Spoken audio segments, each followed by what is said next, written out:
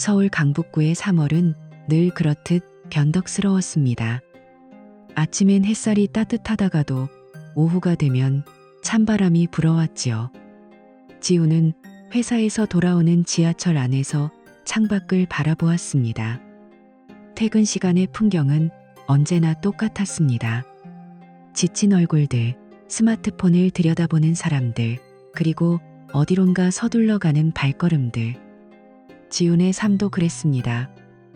평범했습니다. 그는 32의 나이에 중견 IT 기업에서 일하는 평범한 회사원이었습니다. 키는 175cm, 마른 체격의 검은테 안경을 쓴 모습은 수많은 직장인들 사이에서 쉽게 묻혀버리는 스타일이었지요. 집에 도착하니 현관에서 은은한 제스민 차향기가 났습니다. 소라가 끓여놓은 것이었습니다. 지우는 신발을 벗으며 작게 미소 지었습니다. 결혼 4년차 이런 작은 배려들이 그를 집으로 돌아오게 만들었습니다. 다녀왔어요. 거실에서 소라가 고개를 들었습니다. 그녀는 베이지색 면 원피스를 입고 있었고 머리는 평소처럼 단정하게 묶여 있었습니다. 화장기 없는 얼굴은 깨끗했지만 특별히 눈에 띄지는 않았지요. 오늘 야근은 안 했어요? 네. 일찍 끝났어요. 소라는 주방으로 돌아가 저녁 준비를 마저 했습니다. 지우는 소파에 앉아 넥타이를 풀었습니다. 이 평화로운 순간이 영원할 줄 알았습니다. 두 사람은 3년 전 맞선으로 만났습니다. 지훈의 어머니가 주선한 자리였지요. 소라는 당시에도 지금과 비슷했습니다. 조용하고 말수가 적었고 화려함과는 거리가 먼 사람이었습니다. 하지만 그녀에게는 묘한 안정감이 있었습니다. 8개월의 연애 끝에 결혼했습니다. 특별히 드라마틱한 사랑은 아니었습니다. 그저 함께 있으면 편안했고 서로를 이해한다고 생각했지요. 소라는 프리랜서 디자이너였습니다. 집에서 작업하는 날이 많았고 수입은 많지 않았습니다. 하지만 그녀는 불평하지 않았습니다. 오히려 검소했습니다. 옷은 인터넷 쇼핑몰에서 저렴한 것을 샀고 외식보다는 집밥을 선호했지요. 지훈 씨, 밥 먹어요. 식탁에는 된장찌개와 시금치나물, 계란말이가 놓여 있었습니다. 소박한 상차림이었습니다. 맛있겠네요. 저녁을 먹는 동안 소라는 평소보다 말이 적었습니다. 지훈이 회사 이야기를 해도 짧게 대답할 뿐이었지요. 그러다 문득 소라가 말했습니다. 저 필라테스 등록하려고 하는데 괜찮을까요? 지훈은 숟가락을 들던 손을 멈췄습니다. 필라테스요? 갑자기? 건강 관리 좀 하고 싶어서요. 요즘 몸이 무거운 것 같아요. 소라의 체중은 정상이었습니다. 오히려 마른 편이었지요. 하지만 지훈은 반대할 이유가 없었습니다. 그래요? 좋은 생각이에요. 일주일에 5번 정도 다녀야 할 것 같은데. 5번이요? 좀 많지 않아요? 집중적으로 해야 효과가 있대요. 소라는 시선을 내리깔았습니다.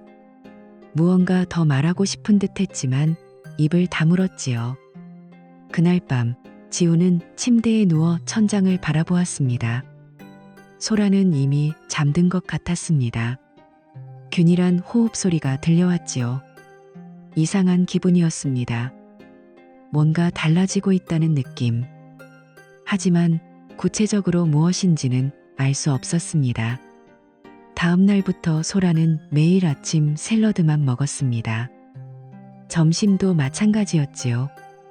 저녁에는 지훈을 위해 밥을 차렸지만 자신은 방울토마토 몇 개와 닭가슴살만 먹었습니다. 너무 무리하는 거 아니에요? 괜찮아요. 원래 계획이에요. 일주일이 지나자 소라의 얼굴선이 조금씩 달라졌습니다. 볼에 살이 빠지면서 광대뼈가 도드라졌지요. 지우는 걱정스러웠지만 소라가 밝아 보인다고 생각했습니다. 필라테스는 정말로 일주일에 5번이었습니다. 오전 수업, 저녁 수업, 때로는 하루에 2번씩 다녀왔습니다. 집에 있는 시간이 눈에 띄게 줄었지요. 오늘도 가요? 네. 오전 수업 끝나고 오후에도 예약했어요. 점심은요? 센터 근처에서 먹을게요. 소라는 회색 운동복 위에 검은색 패딩을 걸쳤습니다. 머리는 높게 묶었고 얼굴에는 여전히 화장기가 없었습니다. 하지만 뭔가 달랐습니다. 걸음걸이가 빨라진 것 같았지요. 한 달이 지났습니다. 소라의 변화는 더 뚜렷해졌습니다. 체중이 6kg 줄었습니다. 얼굴은 한층 갸름해졌고 눈매는 더 선명해졌지요. 그런데 이상했습니다. 소라는 거울을 자주 보기 시작했습니다. 예전에는 관심도 없던 행동이었습니다. 어느 토요일 오후, 지우는 거실에서 책을 읽고 있었습니다. 소라가 방에서 나왔습니다. 그녀는 평소와 다른 옷을 입고 있었습니다. 베이지색 트렌치 코트에 검은색 스키니진, 약간의 립스틱이 발라져 있었지요. 어디 가요? 친구 만나러요. 누구요? 대학 친구요. 오래간만에 만나기로 했어요. 소라는 서둘러 현관문을 나섰습니다. 지우는 그녀의 뒷모습을 바라보았습니다. 낯선 느낌이었습니다. 그날 밤 소라는 십시가 넘어 돌아왔습니다. 얼굴이 상기되어 있었고 눈빛이 유난히 반짝였습니다. 재미있었어요? 네. 오랜만이라 좋았어요. 어떤 친구예요? 그냥 같은 과 친구요. 소라는 대답을 얼버무리고 샤워하러 갔습니다. 지우는 소파에 앉아 텔레비전을 켰지만 내용이 머릿속에 들어오지 않았습니다. 무언가 시작되고 있었습니다. 그가 아직 모르는 무언가가. 밤은 깊어갔고 아파트 밖에서는 3월의 찬바람이 불고 있었습니다. 변화는 2달째에 들어서며 가속화되었습니다. 어느 목요일 저녁, 지훈이 퇴근하니 침실 문이 잠겨 있었습니다. 노크를 해도 대답이 없었지요. 30분쯤 지났을까 문이 열리며 소라가 나왔습니다. 얼굴에 거즈를 붙이고 있었습니다. 무슨 일이에요? 시술 받았어요. 시술이요? 눈 밑 지방 제거요. 피부과에서. 지우는 당황했습니다. 성형 시술이라는 말에 막연한 거부감이 들었지요. 하지만 소라의 표정은 단호했습니다. 미리 말했어야 하는 거 아니에요? 말하면 반대할 것 같아서요. 당연히 반대하죠. 위험할 수도 있잖아요. 이미 했어요. 걱정 안 해도 돼요. 소라는 그렇게 말하고 다시 침실로 들어갔습니다. 문이 닫혔습니다. 지우는 거실에 홀로 남았지요. 일주일 후 거즈가 떨어졌습니다. 소라의 눈밑은 확실히 달랐습니다. 부기와 다크서클이 사라지면서 얼굴이 밝아 보였지요. 지우는 복잡한 심정이었습니다. 예뻐졌다는 생각과 동시에 왜 이런 선택을 했는지 이해할 수 없었습니다. 그러나 시술은 거기서 끝나지 않았습니다. 한 달 후에는 코였습니다. 소라는 주말을 이용해 비절개코 성형을 받았습니다. 또다시 사후 통보였지요. 또요? 이번엔 코예요. 자연스럽게 할 거예요. 걱정 마세요. 그게 문제가 아니잖아요. 왜 이렇게 갑자기? 제 얼굴이에요. 제가 결정하는 거예요.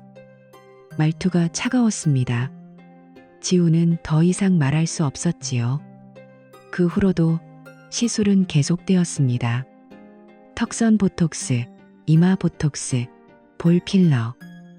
석 달 사이에 소라의 얼굴은 달라졌습니다. 전체적인 윤곽은 같았지만 세부가 정제되었지요. 날카롭고 세련되고 낯선 얼굴이었습니다. 그리고 쇼핑이 시작되었습니다. 어느 날 소라는 대형 쇼핑백 3개를 들고 왔습니다. 고급 브랜드 로고가 찍혀 있었지요. 뭐 샀어요? 옷이요. 할인하길래. 얼마예요? 세일 가격이에요. 괜찮아요. 하지만 지우는 알고 있었습니다. 그런 브랜드는 세일을 해도 비쌌지요. 가계부를 확인하니 지난달 카드 사용액이 평소의 3배였습니다. 소라 씨, 우리 형편에 이렇게 쓰면 안 돼요. 제가 번 돈으로 샀어요. 그래도 가정 경제는 같이 꾸려가는 거잖아요. 앞으로 더 열심히 일할게요. 걱정 말아요. 소라는 쇼핑백을 들고 침실로 들어갔습니다. 대화는 거기서 끝났지요. 더 이상한 것은 옷차림이었습니다. 집에서 소라는 여전히 평범했습니다. 면 티셔츠에 편한 바지, 화장기 없는 얼굴. 하지만 외출할 때는 달랐습니다. 타이트한 원피스, 하이힐, 진한 화장. 마치 다른 사람 같았지요. 오늘도 친구 만나요? 네. 저녁 먹고 올게요. 누구예요? 이름이라도 알려줘요. 민서요. 대학 동기. 소라는 시선을 피했습니다. 지우는 더 묻지 않았습니다. 하지만 의심은 쌓여갔지요. 5월의 어느 오후였습니다. 지우는 그날 재택근무를 하고 있었습니다. 서재에서 노트북을 펼치고 보고서를 작성하던 중이었지요. 소라는 오후 2시쯤 외출 준비를 했습니다. 저 잠깐 나갔다 올게요. 어디 가요? 피부과 예약 있어요. 소라는 서둘러 현관으로 향했습니다. 그런데 뭔가를 깜빡한 듯 침실로 돌아갔다가 다시 나왔지요. 문이 닫혔습니다. 지우는 다시 일에 집중했습니다. 그런데 5분쯤 지나 스마트폰 알림음이 들렸습니다. 자신의 폰이 아니었지요. 소리는 침실에서 나고 있었습니다. 침실에 들어가니 화장대 위에 소라의 휴대폰이 놓여 있었습니다. 그녀가 깜빡하고 두고 간 것이었지요. 화면에 메시지 알림이 떠 있었습니다. 발신자, 우진. 내용, 오늘 빨간 가죽 재킷 입어줄래? 기억하지? 지훈의 손이 굳었습니다. 우진? 그 이름은 알고 있었습니다. 소라가 결혼 전에 사귀던 남자였지요. 5년 전에 헤어졌다고 들었습니다. 빨간 가죽 재킷. 지난주 소라가 산 옷이었습니다. 가격표를 본 적이 있었지요. 70만 원이었습니다. 지우는 휴대폰을 내려놓았습니다. 손이 떨렸습니다. 숨이 막혔지요. 왜 우진과 연락하고 있는 거지? 왜 그가 소라의 옷차림을 알고 있지? 기억하지? 라는 말은 또 무엇인가? 질문들이 머릿속에서 소용돌이 쳤습니다. 하지만 지훈은 서둘러 휴대폰을 원래 자리에 놓았습니다. 화면이 꺼지기 전에 스크린샷을 찍었지요. 거실로 돌아와 소파에 앉았습니다. 심장이 요동쳤습니다. 1시간 후 소라가 돌아왔습니다. 다녀왔어요. 피부과는 어땠어요? 괜찮았어요. 소라는 아무렇지 않게 대답했습니다. 침실로 들어가 휴대폰을 찾았지요. 잠시 후 나왔을 때 그녀의 표정은 평온했습니다. 저녁 식사는 조용했습니다. 지우는 말을 아껴야 했습니다. 아직 확실하지 않았으니까요. 하지만 내면은 무너지고 있었습니다. 밤이 되자 지우는 침대에 누워 천장을 바라보았습니다. 옆에서 소라가 자고 있었습니다. 고른 숨소리가 들렸지요. 그는 휴대폰을 꺼내 스크린샷을 다시 확인했습니다.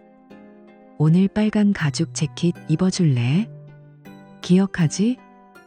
문장 하나하나가 칼날이었습니다. 지우는 결심했습니다. 진실을 알아야 했습니다. 더 이상 모른 척할 수 없었지요. 다음 날 아침 그는 회사에 반차를 냈습니다. 이유는 개인 사정이었습니다. 소라가 외출하는 것을 기다렸습니다. 오전 10시 그녀는 검은색 가방을 들고 나갔습니다. 평소처럼 운동복 차림이었지요. 하지만 지우는 알고 있었습니다. 그 가방 안에 다른 옷이 들어있다는 것을. 그는 재킷을 걸치고 조심스럽게 뒤를 따랐습니다. 추적이 시작되었습니다. 진실을 향한 고통스러운 여정이. 지우는 소라보다 2분 뒤에 아파트를 나섰습니다. 그녀는 택시를 잡았습니다. 지훈도 재빨리 다른 택시에 올랐지요. 기사에게 조용히 말했습니다. 저 택시 따라가 주세요. 들키지 않게. 기사는 고개를 끄덕였습니다. 질문하지 않았지요. 40분을 달렸습니다. 목적지는 강남이었습니다. 고급 쇼핑몰이 즐비한 거리였지요. 소라의 택시가 한 건물 앞에 멈췄습니다. 지호는 50m 뒤에서 내렸습니다. 소라는 건물 입구의 화장실로 들어갔습니다. 10분 후 나왔을 때 그녀는 완전히 달라져 있었습니다. 빨간 가죽 재킷, 검은 스키니진, 하이힐. 머리는 풀어내렸고 진한 립스틱이 발라져 있었지요. 지호는 기둥 뒤에 숨어 지켜보았습니다. 가슴이 철렁했습니다. 소라는 건물 3층으로 올라갔습니다. 지호는 거리를 두고 뒤따랐습니다. 3층은 레스토랑 구역이었지요. 소라는 한 이탈리안 레스토랑 앞에서 멈춰 섰습니다. 그때 한 남자가 다가왔습니다. 키는 180cm쯤 되었습니다. 회색 캐시미어 코트를 입고 있었지요. 얼굴은 준수했고 자신감 있는 걸음걸이였습니다. 그가 소라에게 손을 흔들었습니다. 소라의 얼굴이 환하게 펴졌습니다. 지우는 그 표정을 본 적이 없었습니다. 결혼식 날에도 신혼여행에서도 보지 못한 표정이었지요. 눈이 반짝이고 입가에 미소가 번졌습니다. 생기가 넘쳤습니다. 남자가 소라의 허리에 손을 살짝 댔습니다. 두 사람은 레스토랑 안으로 들어갔습니다. 지우는 복도 끝에 벤치에 앉았습니다. 손이 떨렸습니다. 눈앞이 흐려졌지요. 1시간이 지났습니다. 두 사람이 나왔습니다. 나란히 걸었습니다. 소라가 웃고 있었습니다. 남자가 그녀의 손을 잡았습니다. 소라는 손을 빼지 않았지요. 지호는 그들이 사라질 때까지 지켜보았습니다. 증거는 충분했습니다. 그날 밤 지호는 민서에게 전화를 걸었습니다. 민서는 소라의 대학 동기였습니다. 지훈과도 몇 번 만난 적이 있었지요. 신뢰할 수 있는 사람이었습니다. 민서 씨, 제가 좀 여쭤볼 게 있는데요. 무슨 일이에요? 지훈 씨? 소라가 요즘 우진이랑 연락하고 있나요? 전화기 너머로 잠깐 침묵이 흘렀습니다. 어떻게 아셨어요? 지훈의 심장이 쿵 내려앉았습니다. 언제부터요? 2달쯤 됐을 거예요. 소라가 제게 우진 씨 전화번호 물어봤거든요. 우연히 생각났다면서요. 저는 별 생각 없이 알려줬어요. 그게 괜찮아요. 민서 씨 잘못이 아니에요. 전화를 끊었습니다. 지우는 소파에 주저앉았습니다. 2달. 소라가 변하기 시작한 시점과 정확히 일치했습니다. 주말, 소라가 또다시 외출했습니다. 지우는 그녀의 방을 조심스럽게 살폈습니다. 침대 및 옷장 안, 화장대, 서랍. 무언가 더 있을 것 같았습니다. 옷장 한쪽에 명품 쇼핑백이 놓여 있었습니다. 그 안에 작은 종이 봉투가 있었지요. 지우는 봉투를 열었습니다. 영수증이었습니다. 남성시계 450 영원. 구매 날짜는 일주일 전이었습니다. 지우는 그런 시계를 받은 적이 없었지요. 손이 차갑게 식었습니다. 서랍을 더 뒤졌습니다. 구석에 낡은 가계부가 있었습니다. 펼쳐보니 3개월치 지출 내역이 적혀 있었지요. 마지막 페이지에 메모가 있었습니다. 시 계좌 5, 200, 0원. 지우는 그 계좌를 몰랐습니다. 공동통장도 소라의 개인 통장도 아니었지요. 비밀 계좌였습니다. 500만 원이 넘는 돈. 소라가 몰래 모은 돈. 무엇을 위해서? 지우는 결심했습니다. 혼자서는 안 됐습니다. 도움이 필요했지요. 민서에게 다시 연락했습니다. 오진 씨 부인 연락처 알 수 있을까요? 유나 씨요. 왜요? 말씀드려야 할 것 같아서요. 민서는 잠시 망설이다가 번호를 보냈습니다. 지호는 유나에게 문자를 보냈습니다. 신중하게 문장을 골랐지요. 안녕하세요. 강오진 씨 부인이시죠? 최지훈입니다. 이소라의 남편이고요. 급히 만나 뵙고 싶은데 가능하실까요? 두 분과 관련된 중요한 이야기입니다. 답장은 30분 후에 왔습니다. 내일 오후 3시 홍대 입구역 앞 카페에서 뵙겠습니다. 유나는 34세였습니다. 단아한 인상에 지친 표정을 하고 있었지요. 그녀는 지훈을 보자마자 알았습니다. 우진이가 무슨 짓을 한 건가요?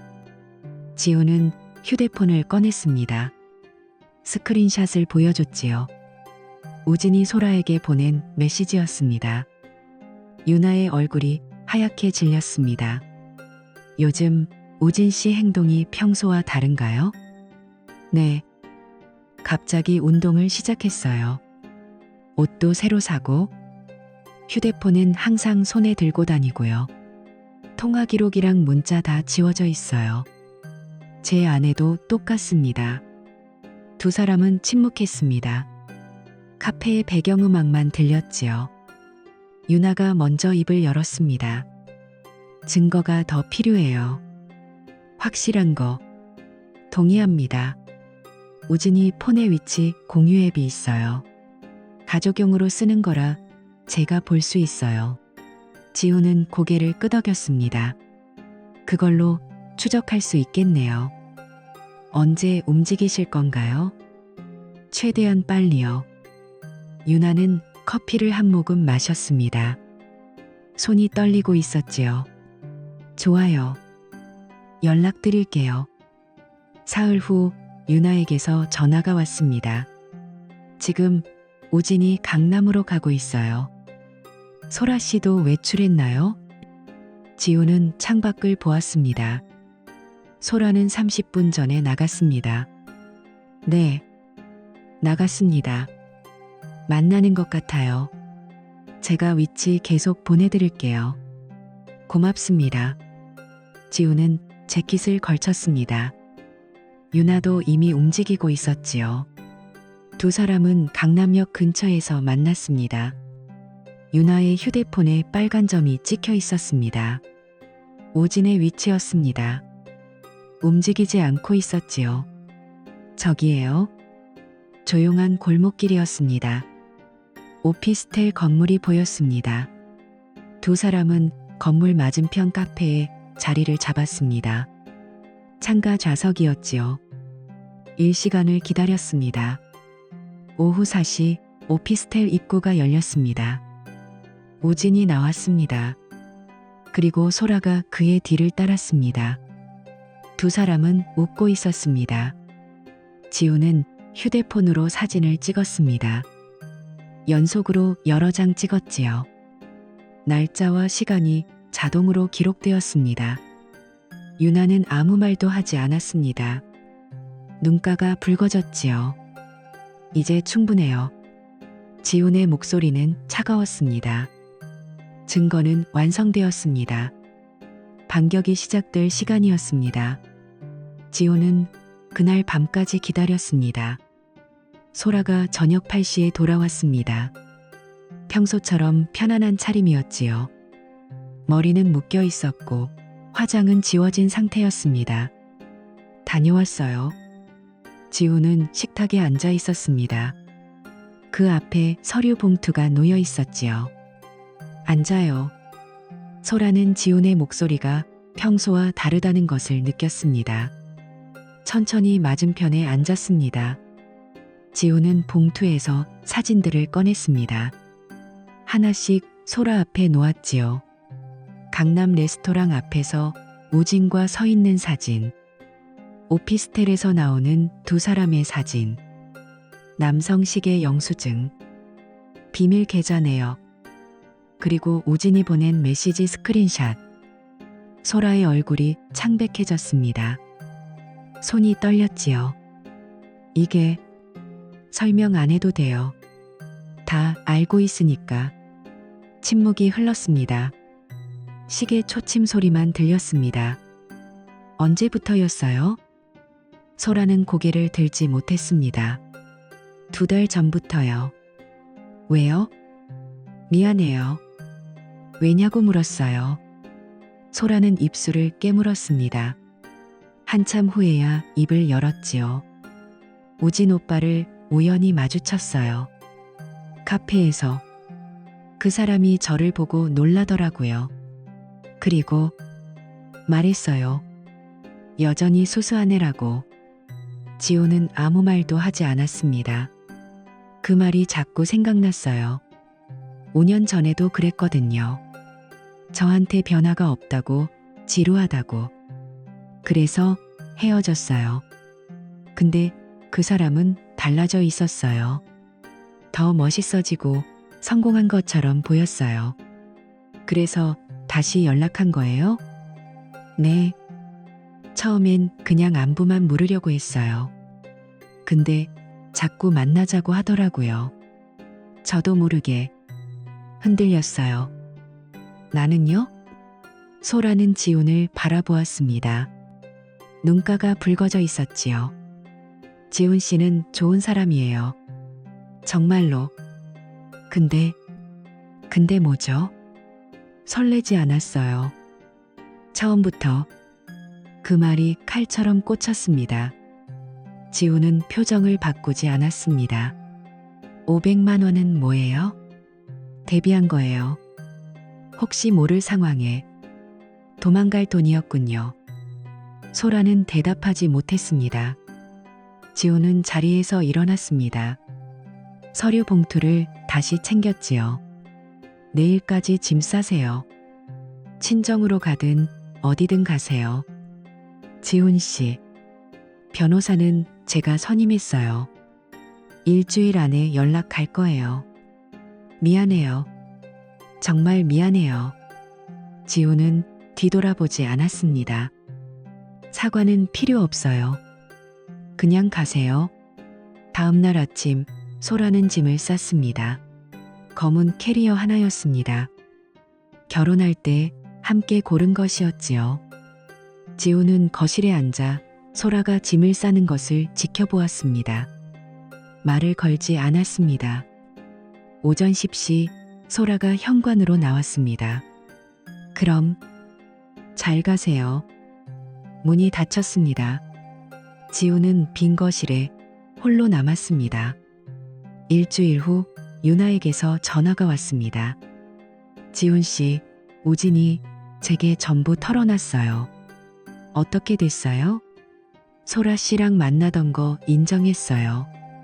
근데 제가 이혼하겠다고 하니까 소라 씨한테 연락 끊었대요. 지훈은 예상했던 일이었습니다. 소라 씨는 알아요? 모를 거예요. 우진이가 번호 차단했거든요. 비겁하죠. 유나의 목소리는 차가웠습니다. 저는 이혼 진행할 거예요. 위자료 청구할 거고 양육권도 제가 가질 거예요. 우진이는 끝까지 버티려고 하는데 증거가 있으니까 못 버틸 거예요. 힘드시겠어요. 괜찮아요. 이제 끝낼 수 있으니까. 전화를 끊고 지훈은 창밖을 바라보았습니다. 소라는 지금 무엇을 하고 있을까? 우진에게 버림받았다는 걸 알았을까? 한 달이 지났습니다. 변호사를 통해 이혼 조정이 진행되었습니다. 소라는 협조적이었습니다. 모든 조건을 받아들였지요. 위자료, 재산 분할, 이혼 사유 인정. 조정 당일 지훈은 법원에서 소라를 마주쳤습니다. 그녀는 몰라보게 수척해져 있었습니다. 화장기 없는 얼굴은 창백했고 머리는 대충 묶여 있었지요. 예전의 소라로 돌아간 것 같았습니다. 아니, 더 무너진 모습이었습니다. 지훈 씨. 소라가 다가왔습니다. 우진 오빠가 저한테 연락을 끊었어요. 번호도 차단했어요. 지훈은 아무 말도 하지 않았습니다. 다 제 잘못이에요. 제가 바보였어요. 알고 있어요. 지훈 씨는 행복했으면 좋겠어요. 당신도요. 그게 마지막 대화였습니다. 조정은 30분 만에 끝났습니다. 이혼이 성립되었지요. 2달 후 지훈은 새 아파트로 이사했습니다. 작은 원룸이었습니다. 예전 집보다 훨씬 작았지요. 하지만 그게 좋았습니다. 새로운 공간, 새로운 시작이었습니다. 짐을 풀며 우연히 옛날 사진을 발견했습니다. 결혼식 날 찍은 사진이었지요. 지훈과 소라가 웃고 있었습니다. 그는 사진을 한참 바라보다가 서랍 깊숙이 넣었습니다. 유나에게서 가끔 연락이 왔습니다. 그녀의 이혼 소송은 여전히 진행 중이었지요. 우진이 끝까지 버티고 있었습니다. 힘내세요. 곧 끝날 거예요. 고마워요, 지훈 씨. 두 사람은 서로의 버팀목이 되어 주었습니다. 같은 고통을 겪은 사람들이었지요. 어느 토요일 저녁, 지훈은 편의점에 갔습니다. 우유 한 팩과 컵라면을 샀습니다. 계산을 하는데 뒤에서 익숙한 목소리가 들렸습니다. 돌아보니 소라였습니다. 그녀는 지훈을 알아보지 못하는 것 같았습니다. 아니, 못 본 척하는 것일 수도 있었지요. 그녀는 샐러드 하나를 들고 계산대로 갔습니다. 지훈은 밖으로 나왔습니다. 뒤돌아보지 않았습니다. 집으로 돌아와 라면을 끓였습니다. 텔레비전을 켰지요. 아무 프로그램이나 틀었습니다. 창밖으로 도시의 불빛이 보였습니다. 지훈은 완전히 행복하지 않았습니다. 하지만 거짓 속에 살지도 않았지요. 그것으로 충분했습니다. 천천히 자기만의 속도로 새로운 삶이 시작되고 있었습니다. 이혼 후 6개월이 흘렀습니다. 지훈은 새 회사로 이직했습니다. 연봉은 비슷했지만 업무 환경이 나았지요. 무엇보다 과거를 아는 사람이 없다는 게 좋았습니다. 원룸은 점점 지훈의 공간이 되어갔습니다. 작은 책장을 들였고 창가에는 화분 2개를 놓았습니다. 고무나무와 산세베리아였지요. 물을 주며 조금씩 자라는 모습을 보는 게 위안이 되었습니다. 주말 아침은 조용했습니다. 커피를 내리고 베이글에 크림치즈를 발랐습니다. 창밖으로 가을 햇살이 들어왔지요. 서울의 시벌은 쾌청했습니다. 휴대폰에 메시지가 왔습니다. 유나였습니다. 지훈 씨, 드디어 이혼 확정됐어요. 축하드려요. 힘드셨죠? 많이요. 그래도 끝나서 다행이에요. 오늘 저녁 시간 되세요? 밥 한번 사고 싶어요. 좋아요. 몇 시에 뵐까요? 7시 어때요? 예전 그 이탈리안 레스토랑 말고 편한 대로. 알겠습니다. 저녁 7시. 홍대 근처 작은 한식당에서 만났습니다. 유나는 예전보다 밝아 보였습니다. 머리를 짧게 자르고 옷차림도 단정했지요. 어떻게 지내세요? 괜찮아요. 회사도 옮기고 나름 정리됐어요. 저도요? 새 직장 다니는데 괜찮더라고요. 두 사람은 삼겹살을 구워 먹었습니다. 편안한 대화였지요. 오진이는 위자료 냈어요. 5천만 원. 양육권도 제가 가졌고요. 잘 됐네요. 소라 씨는 어떻게 됐어요? 모르겠어요. 소식 들은 게 없어요. 유나는 잠시 멈칫했습니다. 사실 한 달 전에 소라 씨 봤어요. 우연히. 지우는 고개를 들었습니다. 어디서요? 지하철에서요. 화장기 없이 평범한 옷 입고 있더라고요. 저를 못 본 척 하는 것 같았어요. 그냥 지나쳤어요.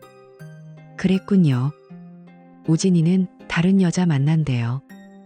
회사 후배래요. 결국 그 사람은 안 변했어요. 지호는 쓴웃음을 지었습니다. 예상했어요. 소라 씨도 결국 이용당한 거죠. 그렇겠죠. 유나가 소주를 한 잔 따랐습니다. 지훈 씨, 우리 진짜 잘 버텼어요. 네. 그렇네요. 두 사람은 잔을 부딪혔습니다. 집으로 돌아오는 길, 지우는 편의점에 들렀습니다. 우유와 과일을 샀습니다. 계산을 하는데 카운터 너머로 익숙한 실루엣이 보였습니다. 소라였습니다. 그녀는 통조림 몇 개를 들고 계산대 앞에 서 있었습니다. 머리는 묶여 있었고 후드티를 입고 있었지요. 예전의 그녀였습니다. 견하기 전의 모습. 지호는 뒤로 물러섰습니다. 들키고 싶지 등했습니다. 소라는 계산을 마치고 밖으로 나갔습니다. 어깨가 축 처져 있었지요. 지호는 그녀가 사라질 때까지 기다렸습니다. 감정은 복잡했습니다. 분노도, 연민도, 그리움도 아니었지요. 그저 낯선 사람을 본 것 같았습니다. 한 달 후 민서에게서 연락이 왔습니다. 지훈 씨, 오랜만이에요. 안녕하세요, 민서 씨. 소라 얘기 들으셨어요? 아니요. 무슨 일이에요? 고향으로 내려갔대요. 부모님 계신 전주로. 거기서 작은 디자인 스튜디오 취직했다고 하더라고요. 그렇군요. 많이 힘들어 보였어요. 만났는데 말도 별로 안 하고 예전 소라가 아니었어요. 지훈은 아무 말도 하지 않았습니다. 지훈 씨는 괜찮으세요? 네. 괜찮아요. 다행이에요. 소라가 미안하대요. 전해달라고. 괜찮다고 전해주세요. 이제 다 끝난 일이니까. 전화를 끊고 지우는 창밖을 바라보았습니다. 미안하다는 말. 그 말이 무슨 의미가 있을까? 이미 끝난 일이었습니다. 12월이 왔습니다. 서울에 첫눈이 내렸습니다. 지우는 회사 동료들과 송년회에 참석했지요. 술을 마시고 웃고 떠들었습니다. 평범한 일상이었습니다. 집으로 돌아오는 길, 눈이 계속 내렸습니다. 지우는 걸으며 생각했습니다. 1년 전 이맘때 소라는 아직 그의 아내였습니다. 두 사람은 크리스마스 계획을 세우고 있었지요. 평범한 부부였습니다. 그때는 몰랐습니다. 균열이 시작되고 있다는 것을. 하지만 이제는 알았습니다. 사랑은 때로 환상이라는 것을. 믿음은 쉽게 무너진다는 것을. 그리고 그 파편 속에서도 삶은 계속된다는 것을. 지호는 행복하지 않았습니다. 하지만 불행하지도 않았습니다. 그저 살아가고 있었습니다. 하루하루를 솔직하게, 거짓 없이, 새해 첫날 지우는 홀로 떡국을 끓였습니다. 작은 상을 차리고 조용히 먹었습니다. 텔레비전에서는 새해 특집 프로그램이 나오고 있었지요. 휴대폰에 메시지가 왔습니다. 유나였습니다. 새해 복 많이 받으세요, 지훈 씨. 올해는 좋은 일만 있기를. 유나 씨도요. 건강하세요. 그리고 민서에게서도 왔습니다. 지훈 씨, 행복한 한 해 되세요. 고맙습니다. 민서 씨도요. 지훈은 휴대폰을 내려놓았습니다. 창밖으로 겨울 햇살이 들어왔습니다. 화분의 고무나무에 새 잎이 돋아나고 있었지요. 작지만 확실한 변화였습니다. 지훈은 알고 있었습니다. 소라는 어디선가 자신의 삶을 살아가고 있을 것이라는 것을, 우지는 또 다른 사람에게 같은 짓을 반복하고 있을 것이라는 것을, 유나는 아이와 함께 새로운 시작을 하고 있다는 것을, 그리고 자신은 여기 이 작은 원룸에서 천천히 치유되고 있다는 것을. 상처는 아물었습니다. 흉터는 남았지만요. 그것도 삶의 일부였습니다. 지우는 커피를 한 잔 내렸습니다. 창가에 앉아 책을 폈지요.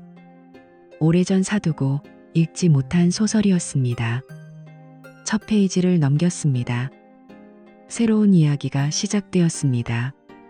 그의 이야기가 천천히, 올바르게, 자기만의 속도로, 그것으로 충분했습니다.